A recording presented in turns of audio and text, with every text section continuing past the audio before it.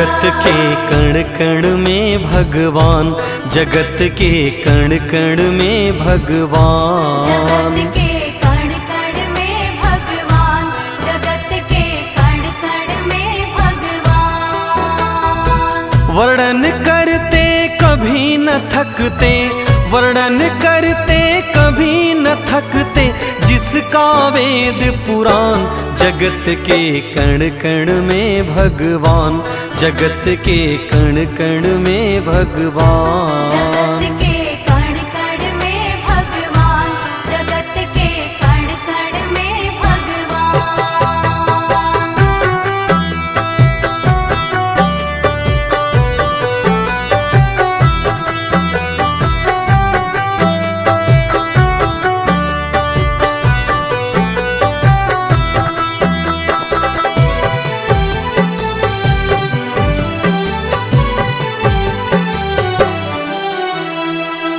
हमारी आस्था और विश्वास हमारे ठाकुर जी के प्रति इस तरह से होना चाहिए कि जैसे कि श्री रामचरितमानस में भगवान मर्यादा पुरुषोत्तम जी ने माता शबरी को नवधा भक्ति का उपदेश दिया है, तो बताया है कि मेरे मंत्रों का जाप भी करो, तो मंत्र जाप दृढ़ मम विश्वासा, पंचम भगति स्ववेद प्रकाशा। यानी दृढ़ रूप से, विश्वास के रूप से मेरे मंत्रों का जाप करो, ये पांचवी भक्ति है। विष्णु जी बसते मन में, बसे श्री लक्ष्मी जी धन में, राम जी सबके तन में, जानकी प्रभु कीर्तन में। राम जी सबके तन में, जानकी प्रभु कीर्तन में। विष्णु जी बसते मन में, बसे श्री लक्ष्मी जी धन में, राम जी सबके तन में, जानकी प्रभु कीर्तन में। राम जी सबके तन में, जानकी प्रभु कीर्तन में। जन जन के प्राणों में बसते, जन जन के प्राणों में बसते, पवन पुत्र हनुमान। जगत के कण कण में भगवान, जगत के कण कण में भगवान, जगत के कण कण में भगवान, जगत के कण कण में भगवान।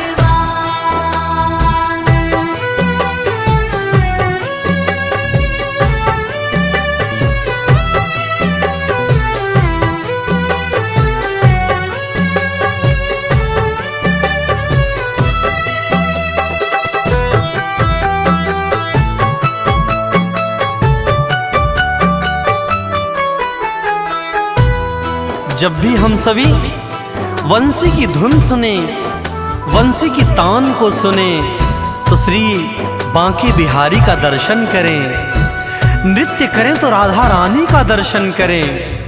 ऐसी श्रद्धा, ऐसा भाव होना चाहिए मन में, क्योंकि इस कलयुग में मुक्ति का साधन सिर्फ राम का, कृष्ण का नाम है।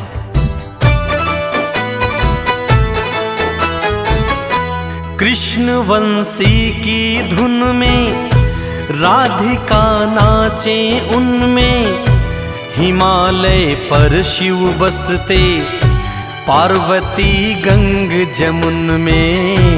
हिमालय पर शिव बसते, पार्वती गंग जमुन में। कृष्ण वंशी की धुन में राधिका नाचे उनमें, हिमालय पर शिव बसते, पार्वती गंग जमुन में। हिमालय पर शिव बसते, पार्वती गंग जमुन में। श्री गणेश जी बुद्धि बांटते, श्री गजानन जी बुद्धि बांटते, मातु शारदा ज्ञान। जगत के कण कण में भगवान, जगत के कण कण में भगवान, जगत के कण कण में भगवान, जगत के कण कण में भगवान।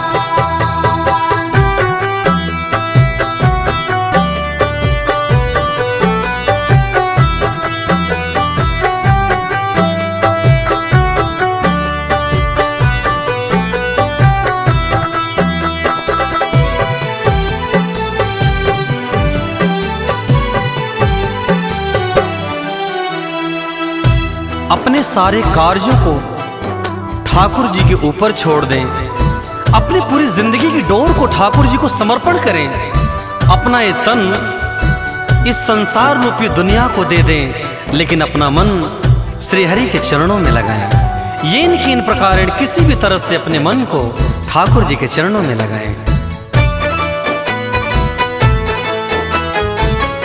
भाग्य में बसे विधाता, सृष्टि के हैं निर्माता, जगत के संचालन में प्रमुख माँ दुर्गा माता। जगत के संचालन में प्रमुख माँ दुर्गा माता।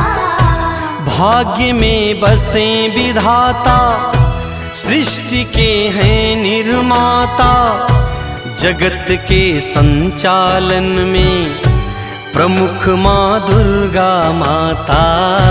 जगत के संचालन में प्रमुख माँ दुर्गा माता।